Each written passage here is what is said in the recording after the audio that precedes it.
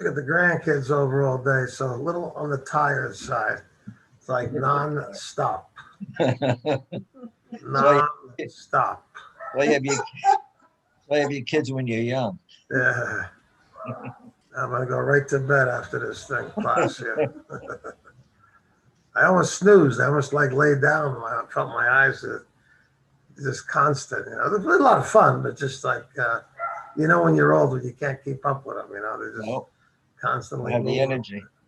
Yeah. Hey, Mary. Hello? Mary. Okay. Can you hear me, Nick? Yep. I can't hear you. It's very soft. I can't hear anybody. Can't hear me? I Just barely. I got my volume up all the way. hear you. I hear Nick.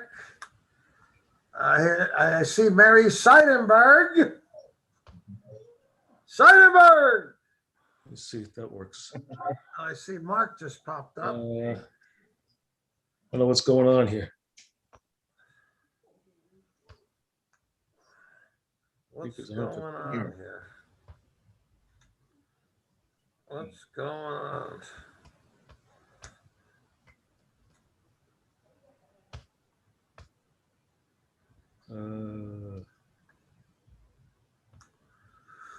There's Ronnie. They're on.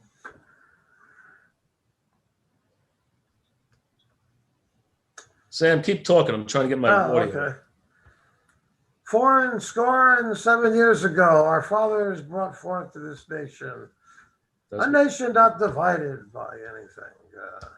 What was that? That was didn't Ben Franklin write that or something? No, that was Lincoln. Lincoln or Ben Franklin? Gettysburg Address. Oh, yeah. Oh, yeah. Might have been Lincoln, the Gettysburg Lincoln. Address. Yeah. I got a book when I was at the Wiz. Nobody beats the Wiz. The president gave me a book on Lincoln. Lincoln, very religious Lincoln. Oh yeah, he got his education from the Bible, reading it Yeah. by the fireside. That's Quoted how a lot of verses, and I don't know what denomination he was, but he quoted a lot of scripture. Oh, there we go. I found something. I found something that turns it up. There you go.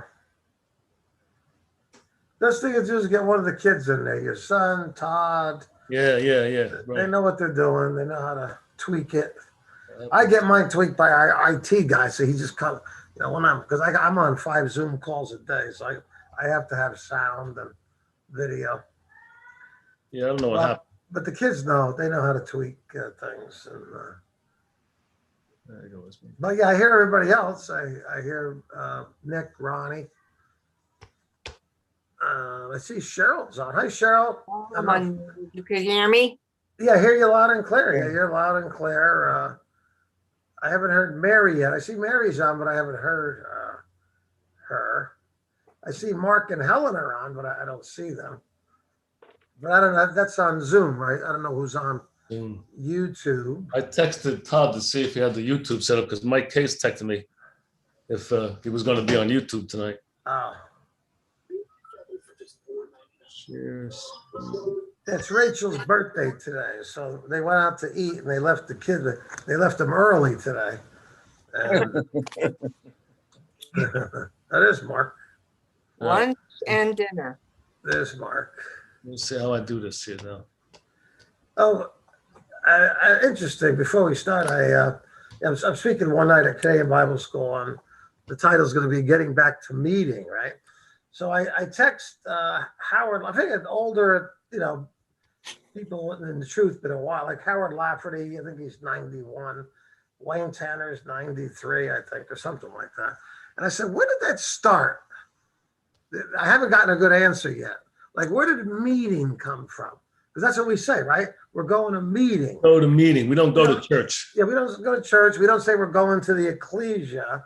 We say we're going to meetings. And everybody's like searching now. They're going back in the books. I'm just interested just to know, did they call it that back in the 1850s? Wayne Get out of your Sunday, go to meeting clothes. Yeah, something like that. Like you're going to meet with your brothers and sisters. It was a That was the meeting. That's what they called it. But we always just say that, right? We're going to meeting. We just say that, but no one else says that. You know, these other Christian groups, right? Where we don't say church, but I mean, we say we're going to meeting. They go to Bible class or they go to whatever. Right. But they don't use that phrase. I think that maybe, I don't know, maybe it's just unique to Christadelphians. But then Howard Lafferty said that the Quakers used that term, going to meeting. Oh. So who knows where it started, you know? Anyway, All right, well, now it's time to get started. Sam, open with a prayer. all right. Our Father, which art in heaven, hallowed be thy name. Thy kingdom come, thy will be done on this earth as it is in heaven. We thank thee, Heavenly Father, for allowing us to gather here to open thy word, to read, understand, to hopefully shape our lives and understand more about thy plan of salvation for this world, when all the earth shall be filled with your glory as the waters cover the sea. We wait for that day, Father, when you shall send your Son on the appointed day, when the kingdom will be established, when he will sit on the throne in Jerusalem upon this earth, when the dead in Christ shall rise. That will be a very joyous day. We wait for that day, Heavenly Father. And we pray that you might strengthen us, guide us, especially in these trying times. Be with our brothers and sisters. If they are sick physically, mentally, financially, any which way, we ask a special blessing on all those that are striving to do your will. We pray for thy kingdom to come and thy will to be done on this earth as it is in heaven, as we wait your Son to set up that great and glorious kingdom. And in that day, Father, when your Son returns, we ask for a place in that great and glorious kingdom to come. In Jesus' name we pray. Amen. All right, you can see my screen, right? Yep. Click to add title. Yeah, I'm just trying to, I gotta stand up for a while. My back hurts today. How come when you get old, you start getting like my back, my feet, my side? I took a bike ride the other day and my tailbone is killing me from the stinking seat. I got the cushion seat. The gel thing doesn't mean nothing. This mortal frame. Mortal frame. We're circling the drain now. All right, so last week we ended off with Jesus raising the widow's son. Remember that he stayed with the widow. He made a nice little apartment for him, and he was very kind to her.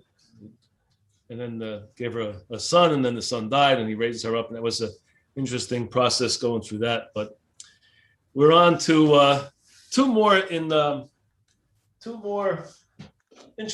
not so earth-shattering miracles that occurred in chapter 4 of 2 Kings, about the stew and about somebody else offering some bread. So they're not real earth-shattering, so I'm going to breeze through them. We don't have to read that section. It starts off just to gather your thoughts together. It says there was a dearth in the land. It seems like every time Elisha, there's a famine. There's a scarcity of food. There's pestilences. All kinds of things happening in Israel.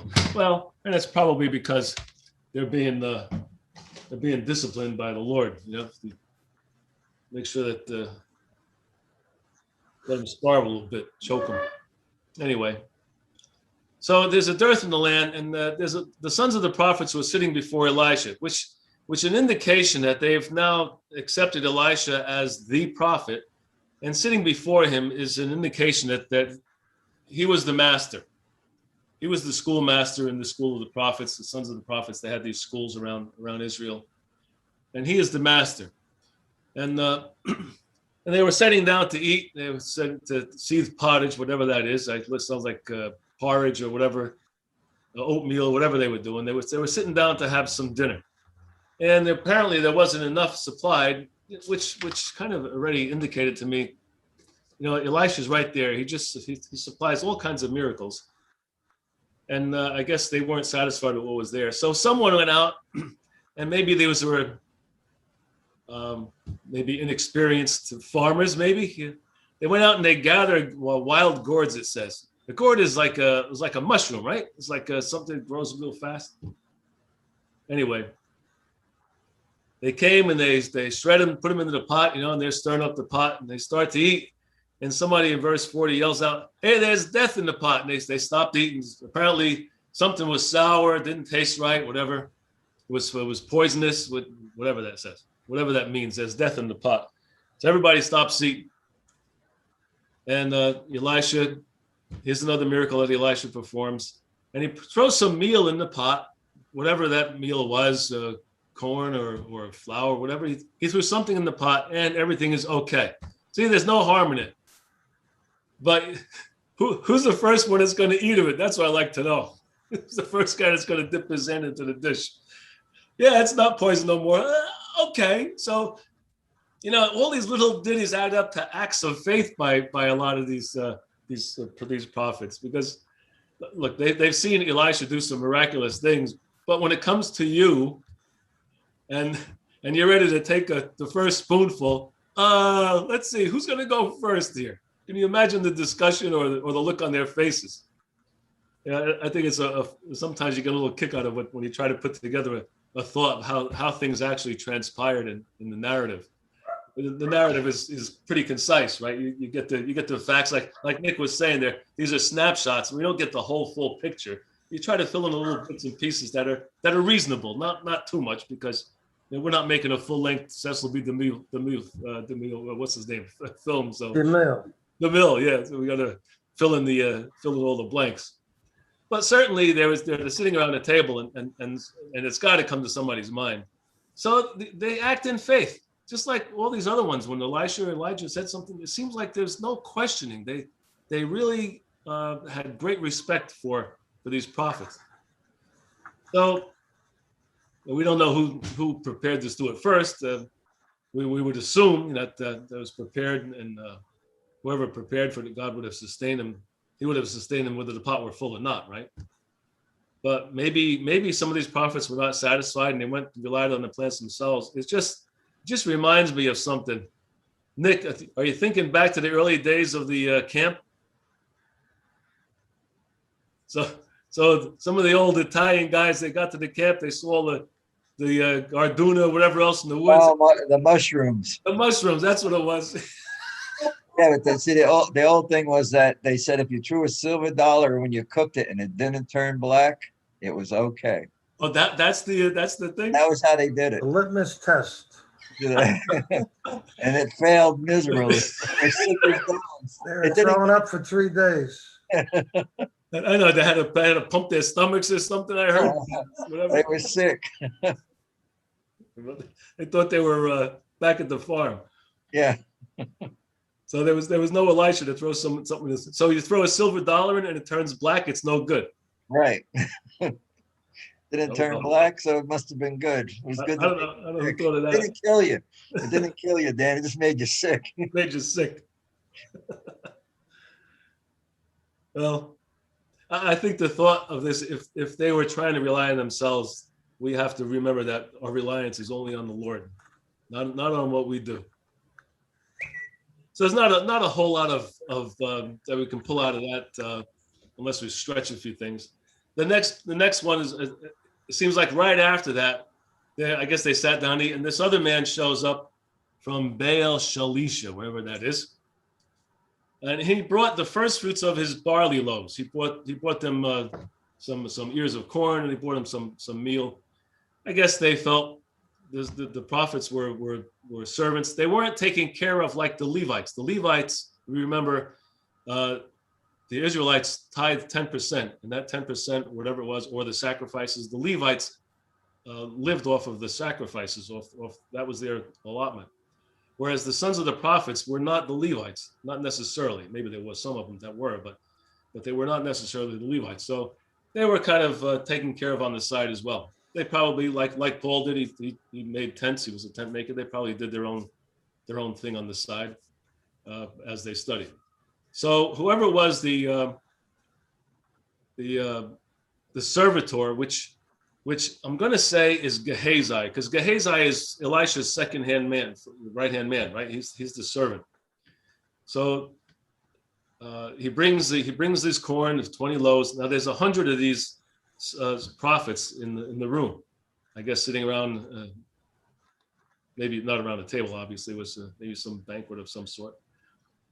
But let's call him. I'm sure it's Gehazi. He says, "What am I going to set this 20 loaves before 100 men?" It's almost like questioning. Are you kidding me? This isn't enough.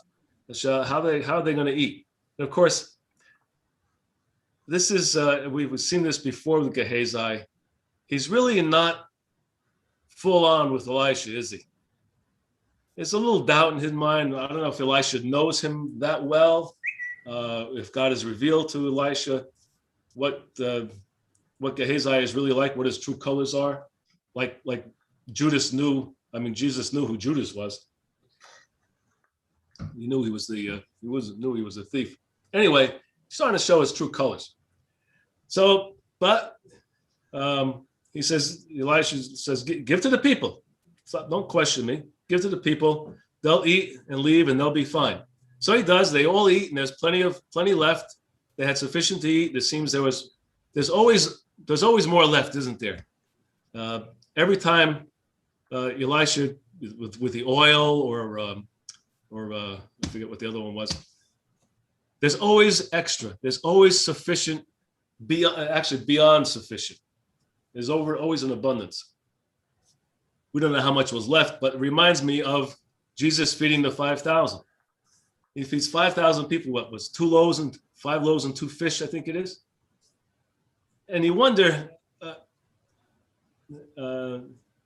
did Jesus think of Elisha's situation at that point in time, and he used it to test Philip, or maybe to test all the apostles? Jesus looks up. He says, "A great company." He says to Philip, "Let's go buy. Let's feed these people." And Philip is like, "Are you kidding me? We don't have enough money to do that." And of course, not knowing what Jesus is going to do. But the same thing in Elisha's situation. Gehazi just wasn't quite 100% with Elisha. But 12 baskets are left over here, and certainly there was some left over with the banquet with the sons of the prophets. More incidences that there's just so much similarities between the two. So after all these miracles so far, we read about the ditches being filled with water. All the jars were filled. The jars of oil were filled. All these hungry mouths were filled. And of course, we know at the end of the day, all the earth will be filled with the glory of the Lord. All hints as to what's to come. Always an abundance. Always an abundance of blessing. And of course, the Lord will fill up the earth with his glory. So up to this point, Elisha's miracles are pretty much focused on in Israel. Now we're going to reach out to a Gentile. And of course, this is something that the Jews didn't quite get, even in Paul's day, right? Blindness has happened to Israel, that the Gentiles were part of the plan from the very beginning.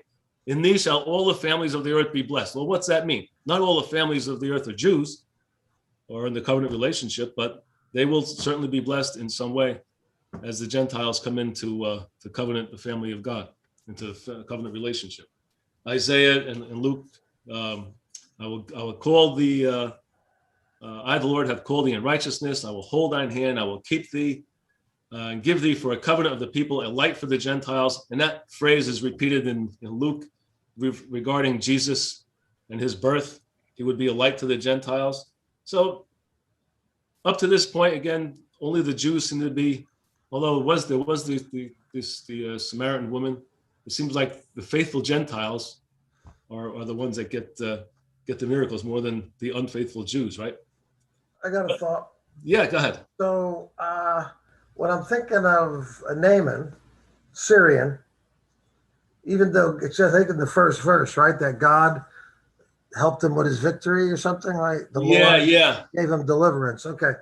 So here's a Gentile. The one that comes to mind more than anybody is who? Acts 10.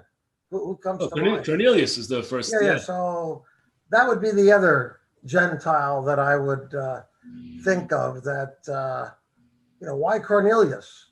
Gentile, right? He wasn't a Jew, but he feared God, gave alms, he prayed, he he was searching and God sought him out, right? So that's the other Gentile that I would think of when I'm thinking of Naaman. Yeah, and Cornelius I mean, there's some comments about Cornelius that what a nice guy he was. Certainly he was a commander, but I think there was I think it's Josephus that indicates he built a synagogue for the Jews someplace in Capernaum. There's things that Cornelius did that were honorable. He was an honorable guy. You would think right away a guy, a general or an army guy, is like he's just out there to war and to kill people. That's not necessarily the case. So the point here is that no one's beyond the scope of God's grace, as long as they respond to His will. It's not like, so I remember this verse. You remember back in the 60s, Lyndon Johnson used to use this a lot. Come, let us reason together. He thought he was like, I guess he knew a verse and he used that to like sit down and talk. And in his political world, it's like, all right, we want to get to this point in the middle, but you're coming from the left, I'm coming from the right. And let's talk about this and we'll compromise a little bit and we'll get together and we'll reason together. Well, that's not what God is saying here. He's not. We don't sit down with God around the table and say, all right, well, we'll give this much and you'll give this much and maybe we'll get salvation in the middle somewhere. No, God's reasoning together is, look, I'm offering you something. There's no way you can earn this. Just do what I tell you. Basically, that's the reasoning of God. If you do what I say, I'm going to give you more than you could ever even imagine. There's not like a dialogue there. So yeah, Sam, we're going into Naaman. The comment that Jesus makes about him, because in Jesus' day, he says many lepers were in Israel at the time of Elisha, Elisha, the prophet. None of them was cleansed, but Naaman the Syrian.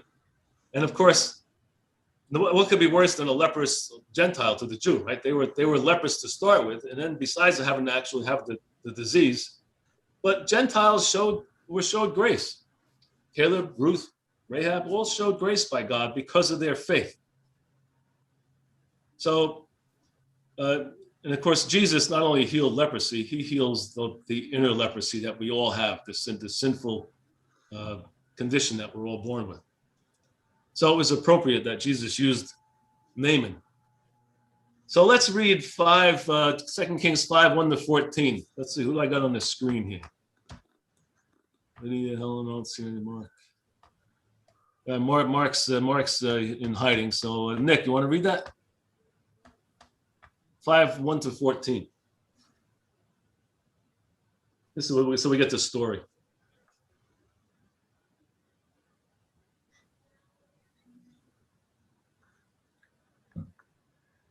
You're muted, Nick. Mute, Nick. Okay, 2 Kings 5, 5. 1-14. It's good enough.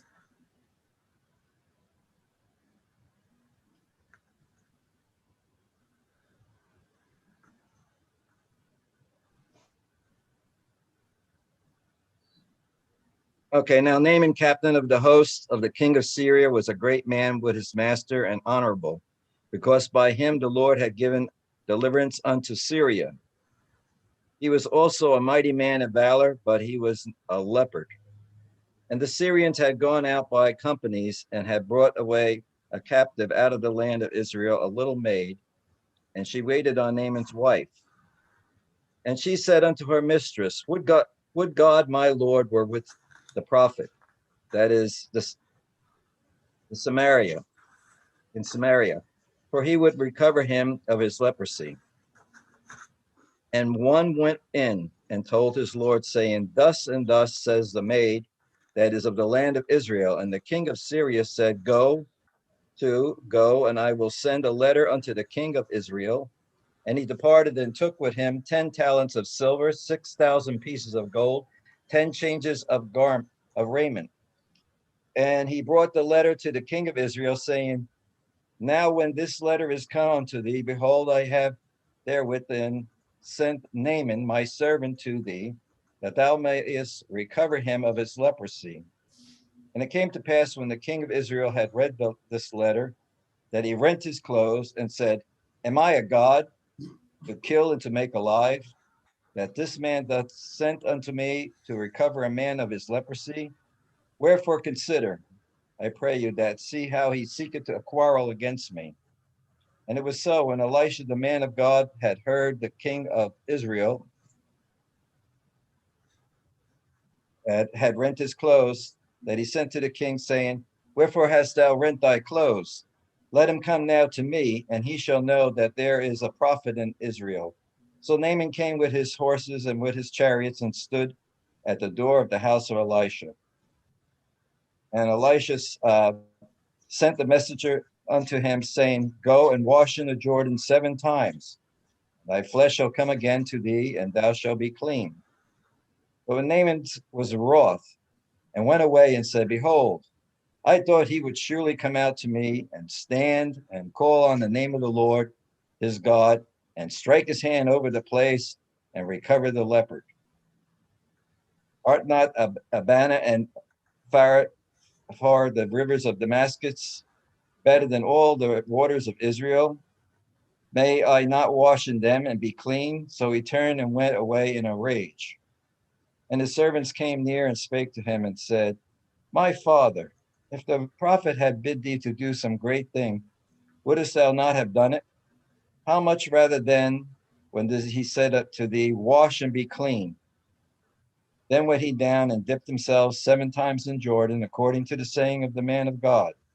And his flesh came again like unto the flesh of a little child, and he was clean. So that gives us the story kind of in a nutshell, but there's little incidences in between that we might be able to pick out something.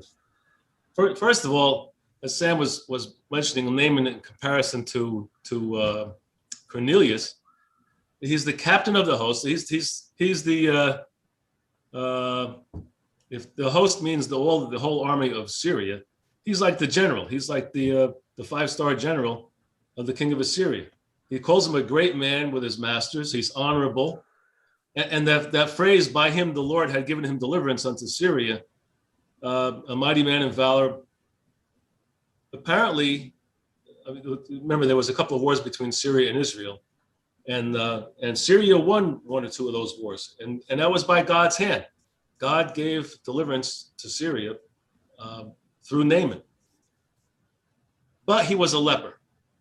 That's the parenthetical statement. But now, my guess is he became a leper. He wasn't always a leper. He became a leper maybe after this at a certain time, while there was apparently peace between Israel and Syria at this time. And all of a sudden, Naaman starts to show signs of leprosy. So they're at peace, but for some reason, if we go just back up a little bit, Ahab seeks to disrupt some of this peace, and he recruits Jehoshaphat to go after the king of Assyria. Now, so I'm backing up for a reason. This is sort of hearsay, or I think it's Josephus. I'm not sure. So backing up a few chapters, there was some wars, but then there was peace, right? Ahab wants to disrupt that. He wants to take back Ramoth Gilead. So he calls Jehoshaphat, hey, let's get together and go after the king of Syria. But he tells him, Jehoshaphat, you wear your kingly robe, and I'm going to disguise myself. And already, Ahab is a shrewd character already, right? So we're not sure about what he's up to. So the king of Syria heard about this, but there was peace. He's just upset at Ahab because Ahab's trying to stir the pot. So the king of Syria says in 22:31, look, to all his captains, and of course, one of the captains is probably Naaman, right? Look, don't fight with any of the Israelites, just the king of Israel. Just go after the king of Israel because he's the guy that's causing the trouble.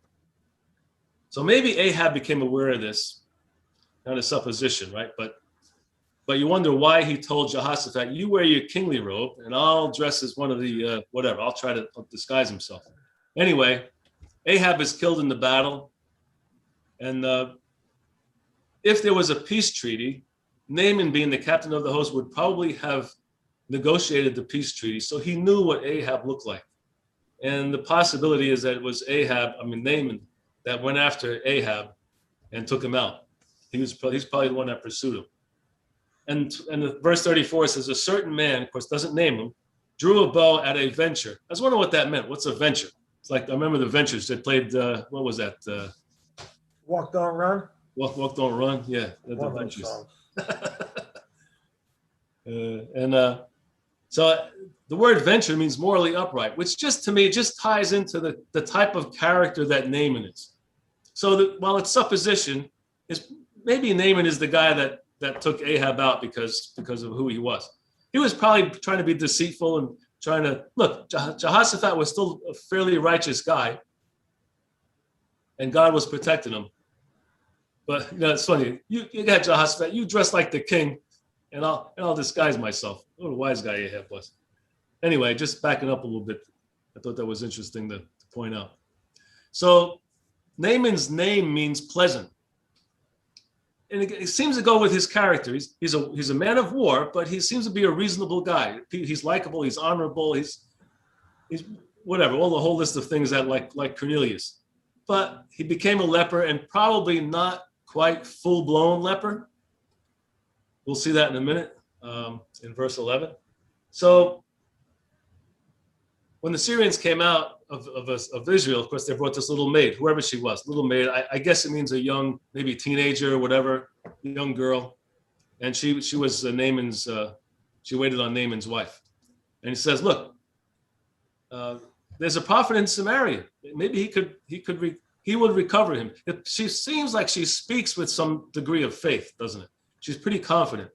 Would God that the prophet in Samaria would recover him of his leprosy. So whoever the one is, I guess one of the servants, whoever it was, went into the king of Syria. So look, this is what the maid said. Why don't we do something? So he gets permission from the king, verse 5. And the king says, look, go, I'll send a letter. Now, of course, the king of Syria at this point, there's some peace between them. So there's some sort of, dialogue, I guess. I'll send a letter and we don't know who's given the 10 talents of silver or the 6,000 pieces of gold. Is it the king or is it from Naaman's treasury? He must have been fairly wealthy, but not quite sure who's bringing this. But whoever that one person was in verse 4, it wouldn't have been Naaman, because if he had leprosy, he wouldn't go into the king, I don't think. So he brings some gold to Jehoram because he thought so highly of Naaman. So they do that. Of course, when he gets there, it seems apparent that the maid didn't mention Elisha by name. So they just thought, go to the king. Maybe that was the right thing to do. You go to the king first if you're seeking some sort of favor. And so they sent a letter to the king. So apparently Elisha's really not mentioned by name. She just calls him a prophet in Israel. So Naaman was with that company that went to Jehoram. And of course, when they get there, Jehoram's like, are you kidding me? What am I? Am I going to cure leprosy? Now remember, in Jesus's comment about the leper, it says there were a lot of lepers in Israel, but no one was ever cured besides Naaman. So the king of Israel is aware that leprosy is apparently uncurable at this point. He's like, who am I, a god to kill and make alive? And he kind of indicates maybe he's got a little bit of Ahab in him, right? It's his son. See how he seeketh to quarrel against me? He's looking to stir the pot. Of course, that's not the motive of the king of Syria. He's just trying to help his general. Clear so far? If you got a comment, just shout out, because I want to see a couple of faces. So apparently Elisha gets word of the incident. I don't know how far Elisha is from Samaria or from the king, how the word gets to him. A lot of times Elisha is informed by the Spirit of God about what's going on. So he hears about what happens, sends for Naaman. Naaman shows up at his door. And Elisha sent in verse 10, Elisha sends a messenger, which is probably, again, Gehazi. Now, again, Gehazi, we know, is just not a real good character. And maybe he looks at Naaman as the enemy. He still looks at him, this is the guy that fought with us. Maybe he's not so nice to him either. But he says, look, Gehazi comes up to him and says, go wash in the Jordan. We read the narrative, but we don't get the voice inflection. Maybe Gehazi is saying, my master said, go and wash in the Jordan and you'll be clean. Or maybe Gehazi said, well, go and wash in the Jordan because, he didn't like him because he was the Syrian captain of the host. But who knows? We don't know how that went. But it certainly did not sit well with Naaman because he gets all upset. He expected at least to show some respect. Elisha should come out of the house and show him some degree of respect. He is a great guy in Syria. But maybe Elisha, as Jesus did with the Samaritan woman, he sent to the Jews first. Maybe he looked at him like a dog. He's a Gentile dog. Elisha, don't forget, was a Jew. The Gentiles were dogs, and then a leprous one besides. So maybe there's a little bit of that in there. But again, Naaman he's kind of wroth. Verse 11 says he's upset. He's upset. He says, I thought surely I will come out. He will come out, stand and call on the name of the Lord of his God, and strike his hand over the place and recover the leper. So that phrase, strike his hand over the place, kind of indicates that it was in its infancy, the leprosy. Maybe it was in a spot on his arm or his leg or whatever, and it didn't spread to his whole body yet. But that's the indication you get from that. And look, we were, Sam and I were at the Jordan River. It's a muddy mess, right? It flows so steep from Hermon on down to the Dead Sea. The terrain is so steep that it's always stirring up muck. It's not like a smooth running river, nice and soft and easy, and it flows and everything settles to the bottom and it's crisp and clean. It's always turning up. There's like, look, there's some rivers in Syria that are cleaner than this. Why should I go into Jordan? But again, another indication of the type of person that Naaman is. His servants come over and say, look, and they call him my father. It's an indication of some respect, right? What are you doing, Sam? Just a light. It's like Hey, trying to be hey, a light. just The light to listen, the Gentiles? a couple of people have texted me that fan you got over your head.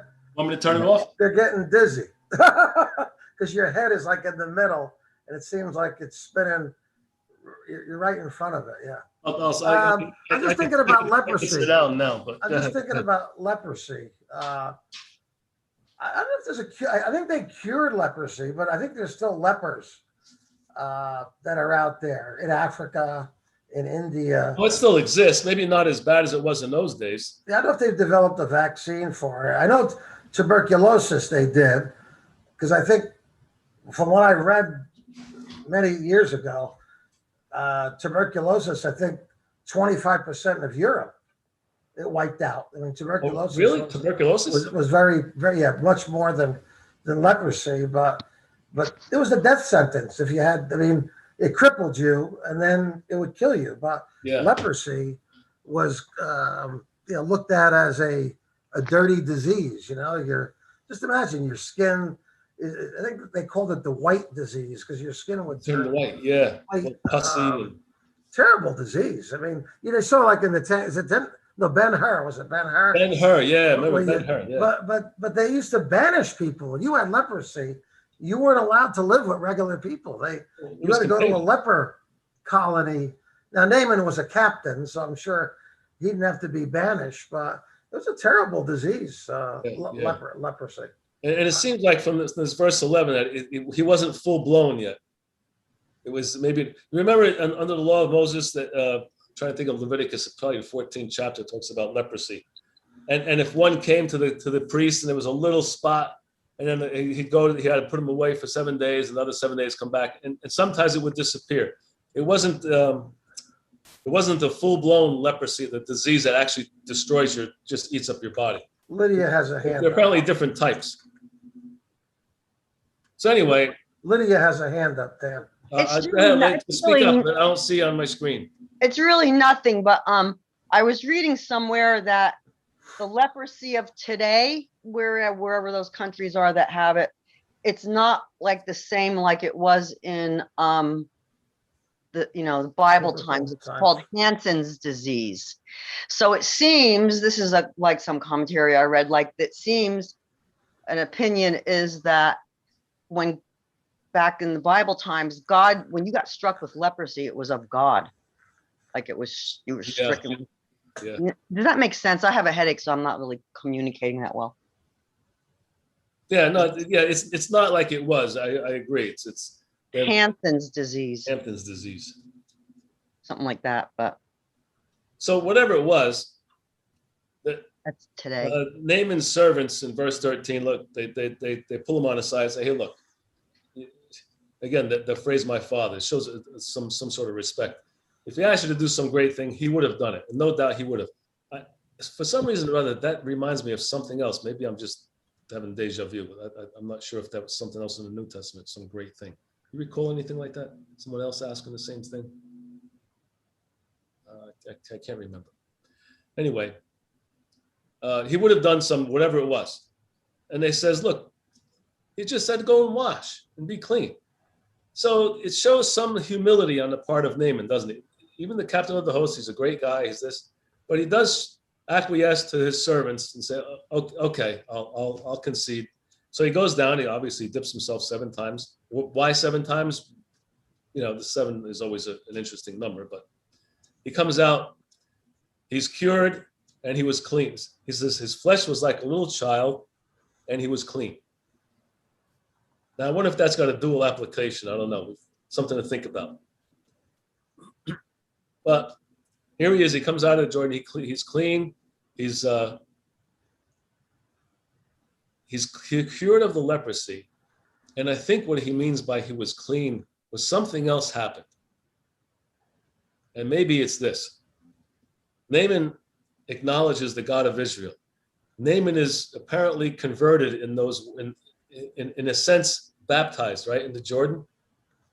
He's converted because I don't know what he worshiped before, and it has an indication later on as we go through the story.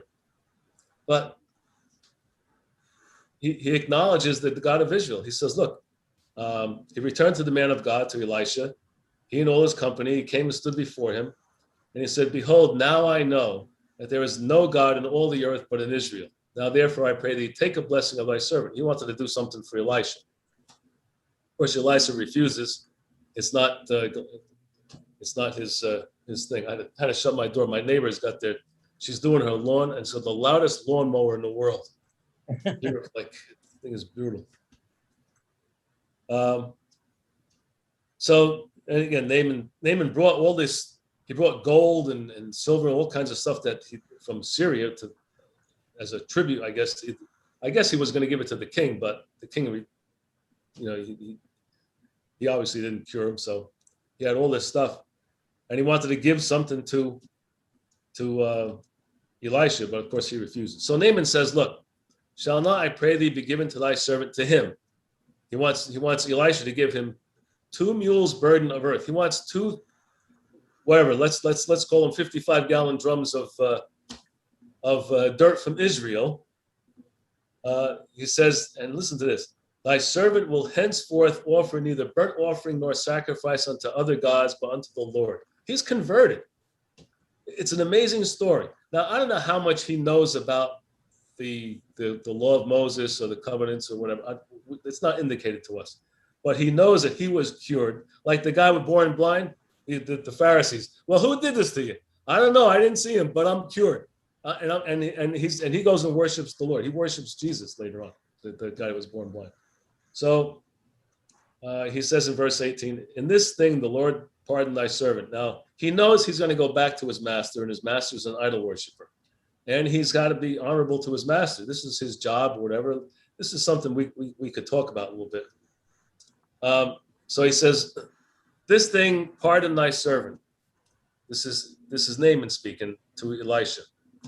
Now, when my master goes into the house of Rimmon, which to worship there, which is their god in Assyria, and he leaneth on my hand. So he's, again, Naaman is the king of Syria's right hand man. He's the second in command, the vice president. Call him what you want to call him. He says, and I bow myself in the house of Rimmon. When I bow myself in the house of Rimmon, the Lord pardon thy servant in this thing. He recognized that he had a responsibility back home, and he'd have to extend himself and in a sense compromise now, because he recognizes only the God of Israel, but he's asking Elisha, will you pardon me when I do this thing? So apparently his conscience was pricked by what happened. And the question is, how often do we do the same thing? So think about that for a minute. And if you got something to comment on, this is probably a good spot, because we all do this in some way. Give me an Danny, could you repeat that real quick, what you just said? So I'll back up a second.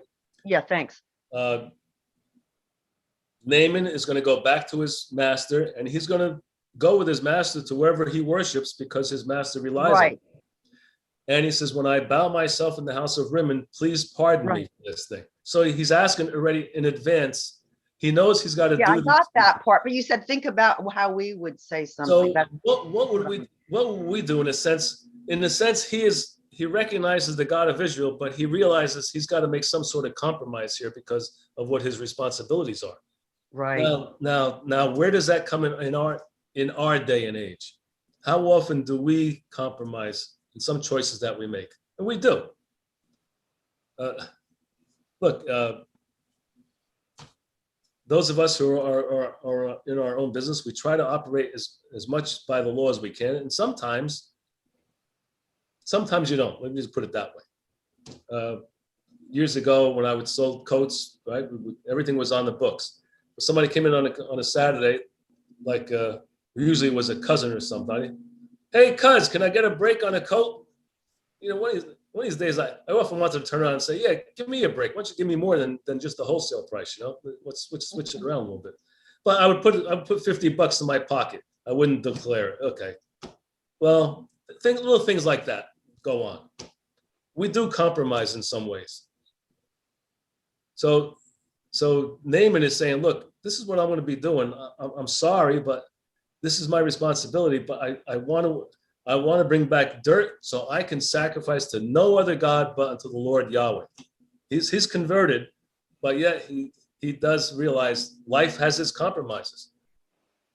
And I think, well, let's see. I don't think that Elisha answers him. Hold on a second. While you're looking, I don't know if that's Sam. the right example. So I'm Go just thinking out loud here. So Nick had a transmission body, he worked on cars shop, right? Don't throw Nick So on a the brother or sister comes in and they need a transmission. All right, Nick normally gets $1,000 or whatever it is, 10,000, Yeah. whatever the number is, $1,000. But he knows his cost, but he's got to cover his cost. He's got a building, he's got taxes, he's got insurance, he's got people. So maybe the job is $1,000, like my son Vinny, as an example, just got cabinets done by Craigie. And it was for a very inexpensive price. But you can't expect people to do it for nothing. There's still costs. There's, but the reason when we try to go to people we know, if you say compromise, I don't know if that's the right word, because they're not going to make the full margin. You're in business to make money because you got to pay rent, you got to pay insurance, Right, you got to, right. But if a brother or sister comes to you, you can't just give it. You can't just say, well, here's the coat. No, the coat cost me $28 and I have overhead. I have rent here. I got taxes. So instead of giving it to you for $100, I'm going to give it to you for $48. I got to make $20 because that's got to cover all my costs. You're not like selling retail, right? Right, Like right. Nick wouldn't do. I think he wouldn't do. He would, The believer's discount you get. yeah, it's just, but you still can't just give it away. You want to take care of people. That's not the example. What's that? I don't think that's a good example at All right, all. go ahead. The example is, he's compromising about his worship with God. Right, So right. now he's asking, You're how right. would that affect us today? The only thing I can think of, we have relatives that are of other religions, and sometimes they're doing things that we don't agree with, but we keep quiet. Okay, that's a good one. That's a good one. That's a good You're one. keeping quiet about it, but you don't agree with it at all. And it's because, and it's not because you believe it. That's like, that's how he was saying. I don't believe what the king's doing, but I'm just going to keep quiet now and I'll do this part. But don't take it upon me that I believe this. I believe in you, the true God. So good, Nick, because that's where I was going with this. That's a good one. Look, my mom's family were mostly Catholic. Right. And there was always like they were having a party for this, who got baptized. Well, I wouldn't go to the baptism, but I'd go to the party because his family to me, it was a family get together. A little bit of a compromise, but not much. But things like that, that's what we're talking about, right? Right. So is there some latitude? And I think the answer, Elisha does give him the answer in verse 19. I didn't have it in my screen, but if you look at verse 19, he simply says, go in peace. Now, what does that tell you? Said it was okay. His heart was in the right place, but he recognized he had to extend himself for someone else's sake. And Elisha says, go in peace. So it's okay to extend yourself. We're not compromising our belief, but we're extending ourselves to the unbeliever in a sense, because if we cut them off completely, then there's no connection, right? If we maintain a connection, maybe there's something to talk about. Well, let's go to a baptism. Well, why are you baptizing the baby for? Well, because that's what we do. Well, the Bible says, and maybe you can get into a discussion, but if you don't have some sort of dialogue, then there's nothing. You follow me? So I think the phrase "go in peace" by Elisha is an indication that God understands, Jesus understands. Sometimes we're in a predicament, and it's okay. Well, Yeah, Lit, were you saying something? Naaman, he could have gotten killed for not bowing down. He's trying to save his Exactly, life yeah. too, right? If he's not going to worship, he could lose his life. Mike Case just sent me a text message. He says, every time we go to a Catholic church for a family, we are praying with them and some of their prayers. Well, that's true, isn't it? You're in the same room. We're not, we don't physically take part of that. I don't look, if they happen to be saying the Lord's Prayer, well, it's automatically in my mind, right? But most of, let's say in the Catholic Church and a lot of churches, there are ritual prayers. We don't know even know what they are, so we don't take part in that kind of stuff. But yeah, there's a sense of that.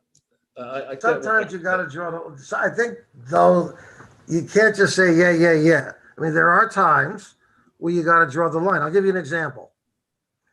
About 8 years ago,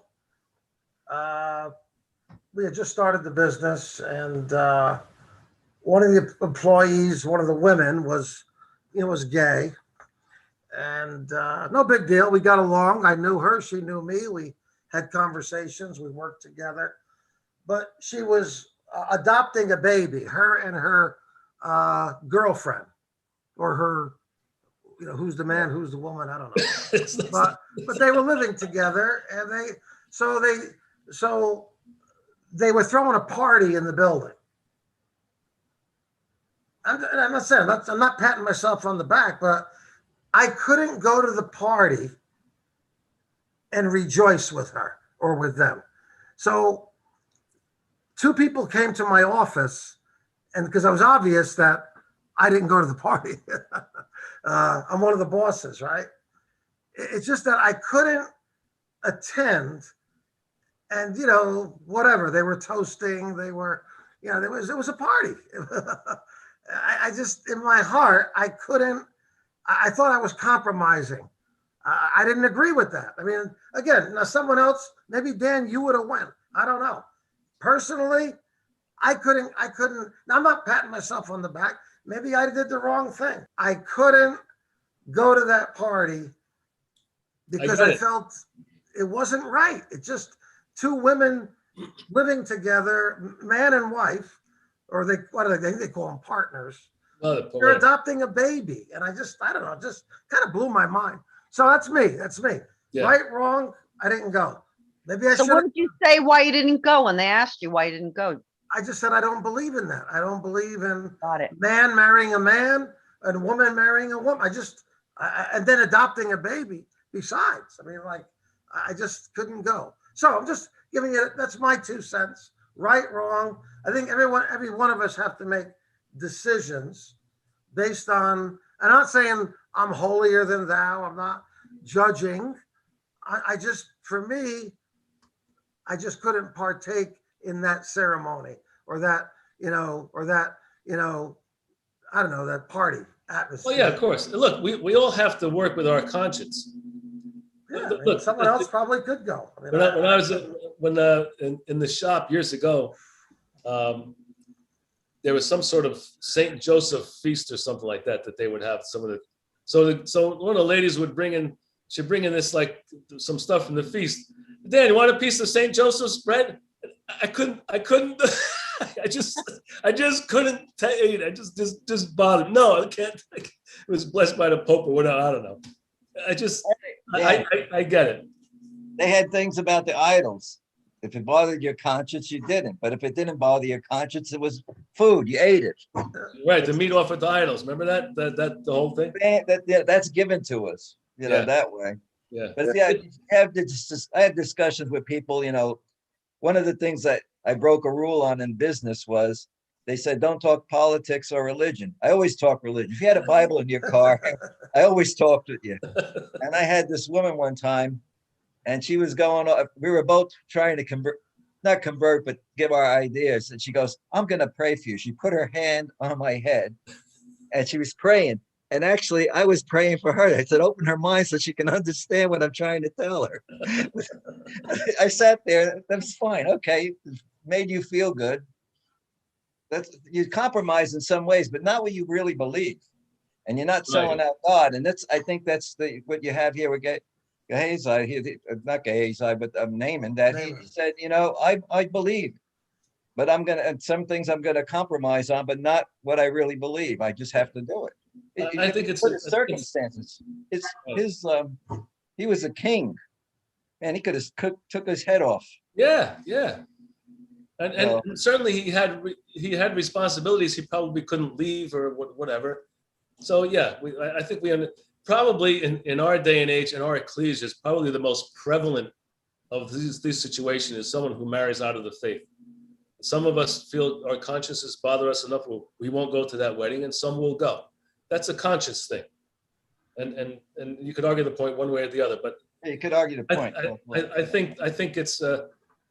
I think this gives us some latitude to say, look, you go with your conscience, but don't compromise your belief, obviously. Right. If you're compromising your belief, then you're wrong. If you're making it for example, someone marries out of the faith, and my daughter's an example. I'll let you know what I feel, how I believe, and what I think is the proper thing to do. And as long as I've made myself known, and you know that, then you know that I've extended myself beyond what my belief is for your sake. That's how I deal with it. Other people deal with it differently. Some won't go at all, and that's fine. But I think the important thing is that we respect one another for how we operate in our conscience. So back to David, I got a point. So in verse 10 and 11, so Elisha doesn't go out to meet Naaman. He sends a messenger. Right. And I'm thinking, why? Is it because he didn't want to catch the disease? Is it because Naaman was unclean? But he didn't go out himself. He sent a messenger, and it seems that Naaman was outraged. He was upset. It says in verse 11, Naaman was wroth and went away and said, behold, I thought he will surely come out to see me and stand and call upon the name of the Lord his God and strike his hand over this place and recover the leper. So, but Elisha was unwilling. Was he unwilling to be defiled by the leper? That's my point. Why didn't he go out? Yeah. Or was he? I mean, I don't think he was afraid of getting killed. Maybe he was, as you said. Naaman, I don't know if Nick said it or you said it. I mean, Naaman could have took his head. He was a king. He was a soldier. He was a general. Yeah. But I don't think that's. We're not given the reason he doesn't go out. right. That's one thing. So you could surmise. I think he passed it on like it was nothing, just like when Jesus did, when he sent instead of going like the Roman soldier told the centurion, it says, you don't have to come. Jesus was going to go. Right. You don't even just say the word. It shows you the faith that was there. And at this moment, Naaman has none at all. Because He's just the opposite of the centurion. He has no faith that all this guy's going to do it. That's because he didn't even come out. Whereas the other guy was saying, you don't just say the word. So he didn't have that faith. It was given to him later. So Naaman was expecting him to do something according to the way Naaman understood how God works, but Naaman obviously did not understand. And maybe it was a test of faith to see if he would actually, maybe Elisha's testing him as well. That's what I was just gonna say. Well, go ahead, say it. That maybe Elisha knew that would hit his ego real hard. And he's like, let's see if this guy will still do it. Right. Hey, Because good- that's good kind of point. an insult. That's like an insult that you send a messenger. You don't even come out to meet the guy. Yeah. He knew maybe that would hit his ego. But as it's all speculation, we don't really know. There's all kinds of And to possibilities. tie it into Christ, he touched the leper. So Right. he didn't send a messenger. Jesus touched the leper. I mean, I'm not saying he had more faith than Elisha, but we don't know all the detail here. Yeah, you try to fill in a few gaps here and there, but under the law, you weren't even supposed to touch a leper. Right. 10-foot pole, right? That's where that Yeah. phrase came from. Yeah. But when Jesus touched the leper, if the Pharisees said something, Jesus could simply answer, "Well, where's the leper?" Right. It's not there no more. It's like Right. All right, good comments. I like to have a little dialogue now and then. It's always good. So we get to this point where at least we see Naaman has been converted, right? He's converted. It's a question I often ask myself. How many times do you get converted? So it speaks to his humility, right? Similar situation with. I'm trying to think of why. Hold on a second. I'm trying to remember why I put verses up here, and I can't remember why I did that. So I'm going to look up real quick. Psalm 138:4 might be an indication. Give me a second. I'll look it up on the phone real quick. 138:4 says, "All the kings of the earth shall praise thee, O Lord, when they hear the words of thy mouth." So here's Naaman. And I wonder if Naaman went back and told the story to the king of Assyria if there was some dialogue there. I imagine there would have been, right? But Naaman is assuming that his king of Assyria is gonna stick to his guns. So Jesus, of course, in Elisha, we see that Naaman was cured of his leprosy, the actual disease, but he was also cured of his inner leprosy, if you want to call it that, because he was converted.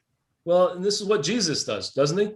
He cures the leper, and he says that, but he goes further than that. When Jesus was in Bethany in the house of Simon the leper, he cured Simon the leper. Might have been the same guy that came to him with those other 9, I think. But anyway, Jesus is in his house now. So not only did Jesus cure his leprosy, Jesus is teaching him the truth, isn't he? He's not in his house just to have a dinner. Jesus is always has a message. Well, yeah, all the healing he did, the healing wasn't his purpose. Right. He used to tell, don't keep sending me people. That wasn't his purpose. His purpose was to preach. That was how to get their attention. Right. But at the end of the day, in verse 15, Naaman does recognize the one true God. That's Right. the interesting thing, right? Yeah, he says in that verse, and he returned to the man of God, and he and all his company, and came and stood before him. And he said, behold, now I know that there is no God in all the earth but in Israel. And therefore I pray thee, take a blessing of thy servant. So it showed the faith now that Naaman he was healed, but still it showed his faith, just like the woman, right? Thy faith has made thee whole. And One that's step what beyond God that, saw through Elisha to Naaman. So Well, Jesus said there was plenty of leopards in it, but only Naaman was the one, because God knew, he knew who was going to follow. Yeah. It's like Jesus says, I know my sheep. They already know. Before you're born, God knows Naaman was going to do this.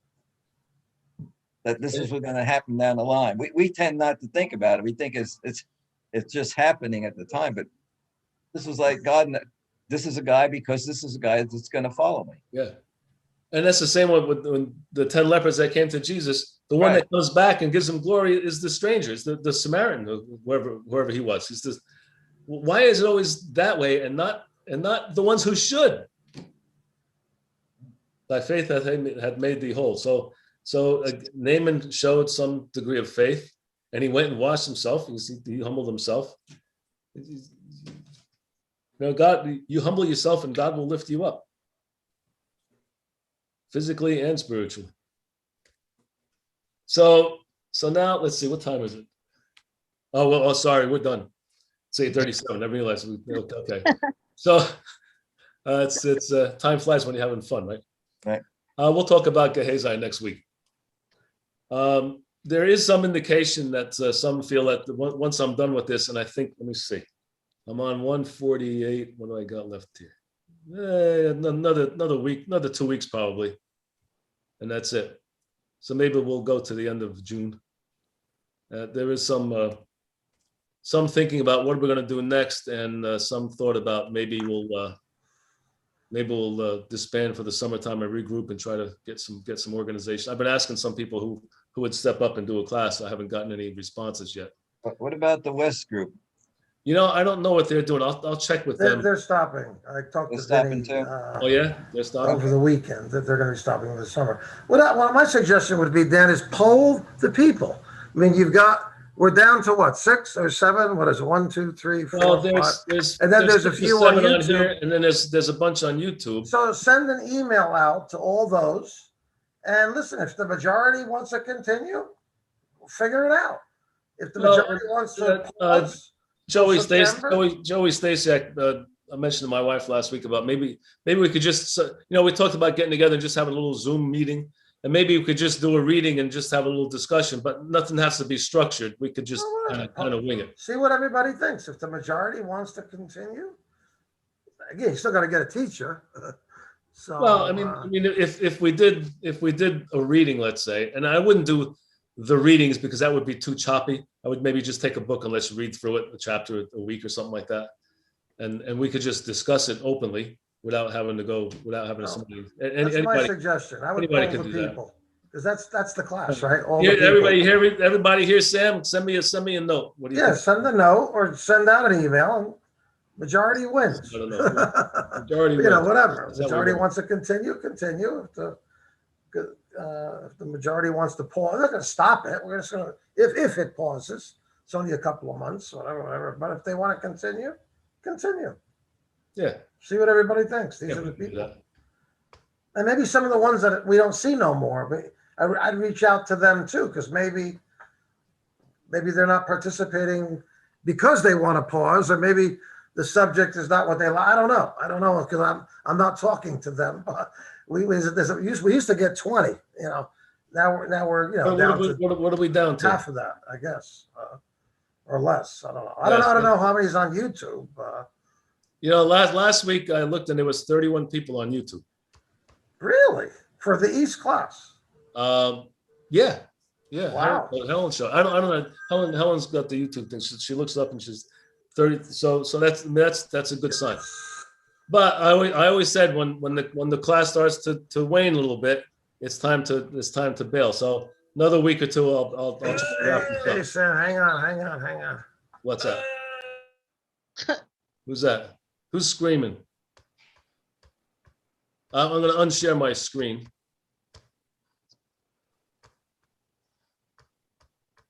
And Mark, can you close with a prayer? Could you hear me? I could hear you. Oh, all right, okay. All right, let's give thanks. Again, our Heavenly Father, we approach you to offer thee thanks for this time of study, to consider thy servants and their lives, and we pray the things we have discussed may help us understand more how to live our lives and follow thy son's precepts. We pray for thy continual help, watch over our ecclesia, bless us in all our endeavors to bring honor and glory to your name. For in Jesus we do offer thee our thanks. Amen. Okay, so the West class is going to disband for the summer, right? Sam, you said. What he said. Yeah, it is. That's the truth. It's disbanded. It's disbanded for. Oh, okay, so I'll try to wrap this up in the next week or two, and then we'll see what we're going to do. And think about that conscious guide for your behavior. I've never heard as weak an argument as I've heard. That has led more people to derision than any other thing. Conscience. You ever hear that verse that talks about a seared conscience? That guy is willing to do anything, regardless of principle. You gotta, if you want to deal with that subject, I wouldn't throw it out and go with your conscience, because people will do anything based on their conscience. Anything. I agree with Mark. I agree. What is the conscience? If the conscience isn't developed by spiritual feeding, it's probably evil. That's what we are. I would tend to agree. I think the context of what we were trying to say is, look, when you say let your conscience be your guide, you will probably compromise your belief. What we were saying in that context was, without compromising your belief, letting your belief be known, but for the weakness of others, you'll extend yourself a little bit in certain circumstances, which I don't think is, again, that's my conscience, right? That's my conscience thinking. But I think, Mark, in the context we were talking about, was not compromising your belief system. That's where you're going. That's not what we were saying. That's not all we were saying. Well, I think then maybe the examples we brought out weren't really good. That's true. That's possible. That's possible. Well, we didn't hear any examples from you. Yeah. You haven't heard one comment from you except negative. What is this with you? What was that? I'm in the dark right here. You look like you're in the dark. Conscious. Well, no, it was brought out. A biblical example of where a conscience can be your guide and can be considered, whether you eat of the meat served to idols or not. That's a conscience deal. That is a conscious deal. But when it comes to principles of life, right, wrong, that's a tough. Using your conscience to be it's not a very. The example of the eating of the meat, to me, is a good example. There are situations where, for some, it's okay. Here, Dan, do you remember when what was it, Alfred Norris asked you? Don't you think, was it him or somebody, about having too much? Wasn't it one of those guys? They said, "How do you feel comfortable having all these things?" You always told that story. Oh yeah. I can't remember exactly what I said. It was something to the effect of, like, do we deserve sort of things? And he says to me, "Of course not." Just put me right down with my tail between my legs. You got to be careful with the conscience. Well, I'll tell you, all right, Mark. I got to tell you, I'm going to remind you of a story, because the story I told about throwing a couple of bucks in my pocket with a coat on a weekend. You used to throw that at me once in a while. Hey, but then when you went into business, you asked me, isn't there a certain amount that the government allows you to? No, I said, no, Mark, there is no certain amount that the government allows you. 10%. I found it. Remember that conversation? I found it. 10%. You could take 10% under the table. Call up the IRS and ask them if they. You know who was one for that? Tom Gover. But I mean, every single penny. I think Benny did a job for him one time. My father was like that too. My father. What's that? My father claimed everything. Everything. That was render to Caesar what is Caesar's, he would say. And he had shoe boxes of receipts in the car all stuffed. So he claimed everything. Tom Gover, Because the Tom Gover principle, would say you know. he could never understand how people could be in business for themselves. He couldn't fathom that, Yeah, just Huh? Tom Gover. He was, Tom is very meticulous about everything. He was like this, Oh, like your dad say, every jot and tittle. So George Estee was like that. So, but he thought you should tithe 10%, but George would tithe from his gross, not his net. So he was paying more than he. That's what the Mormons believe. I went to lunch with Bart Oates of the Giants, New York Giants, and Yeah. he's an attorney now, and he has a Mormon card. He's proud of it. That means 10% of your gross. Of your gross. So whatever you make, not use the gross? net, the gross. No And kidding. then you're a Mormon. 'Cause now you can go into the tabernacle. You're going to go to heaven. He believes that. He believes, but I got to give 10%. That's what's drilled into their heads of their gross. I took I was doing a touch up in Fiegel's house today. I got a problem with his kitchen. I took a picture of his Super Bowl trophy. I touched it. Do you remember Jeff Fiegels? He used to kick for the Giants. With conscience. Yeah, A lot of churches, they want you to bring in your W-2s. We don't do that. I thought that reply by Elisha was in a. What was he saying to Naaman when he said, "Go in peace"? Naaman was saying, "Look, I'm gonna compromise. I'm not compromising my belief, but I am gonna compromise on this. I got to extend myself a little bit." And Elisha kind of gave him some latitude. Mark, what? Here's a much better approach. I think. Do the best you can. No one is perfect. You will make mistakes. You will fall short.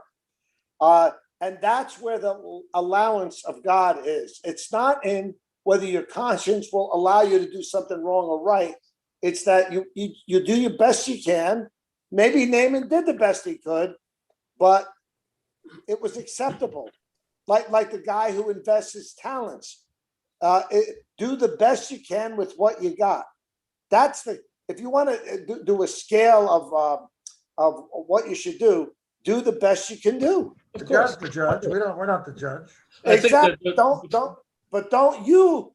I'm not saying you, Danny, or me, or don't let us be the ones that make that threshold, because we would always drop the threshold. And we do. The phrase that comes to my mind, the Apostle Paul says, "Make no occasion for the flesh." Remember that phrase? Right. To me, that would fall into that. Look, don't give excuse for your, like you said, do the best you can. Don't make excuses.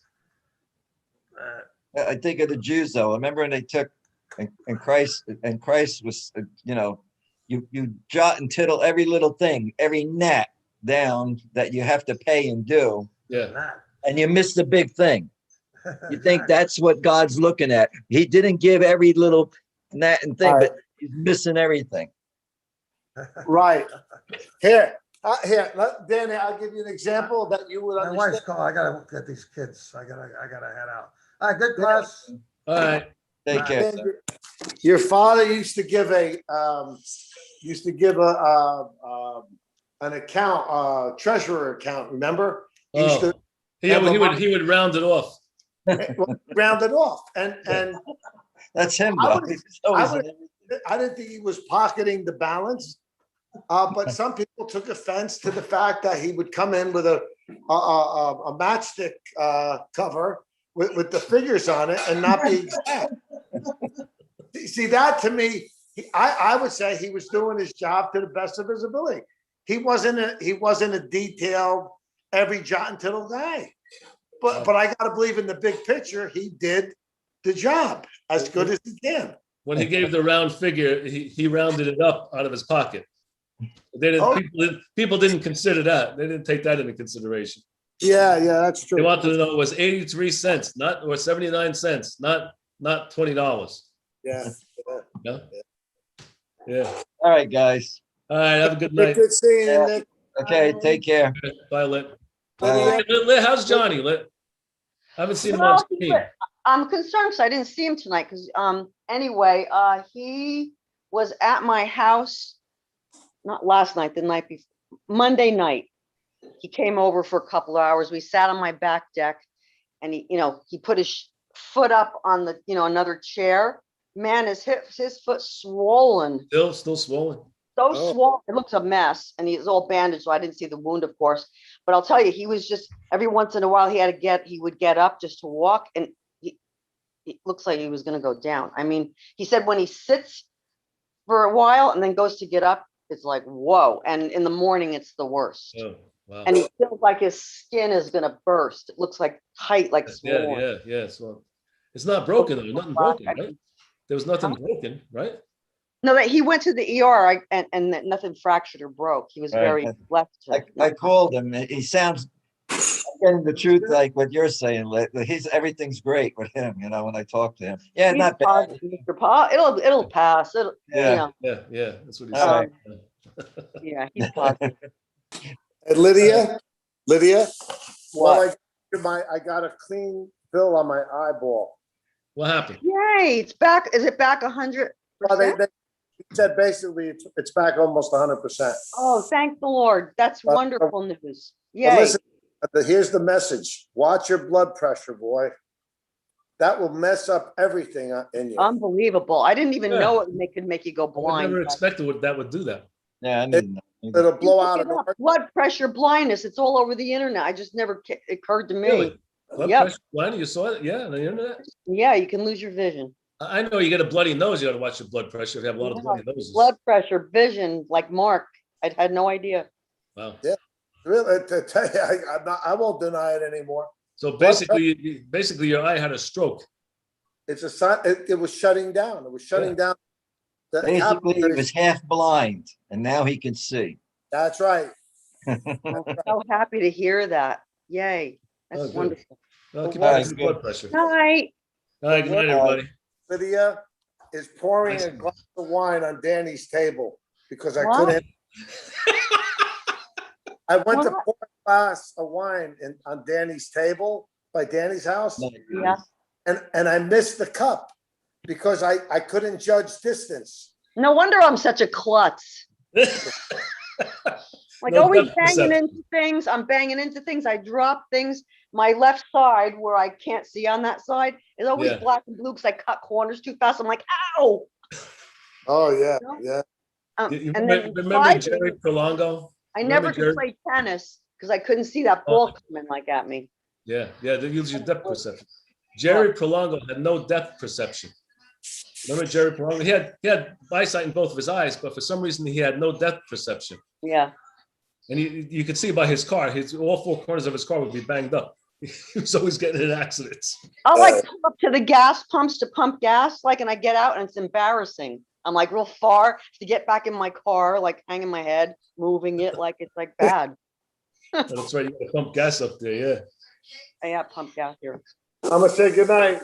Night. Good night. Bye, guys.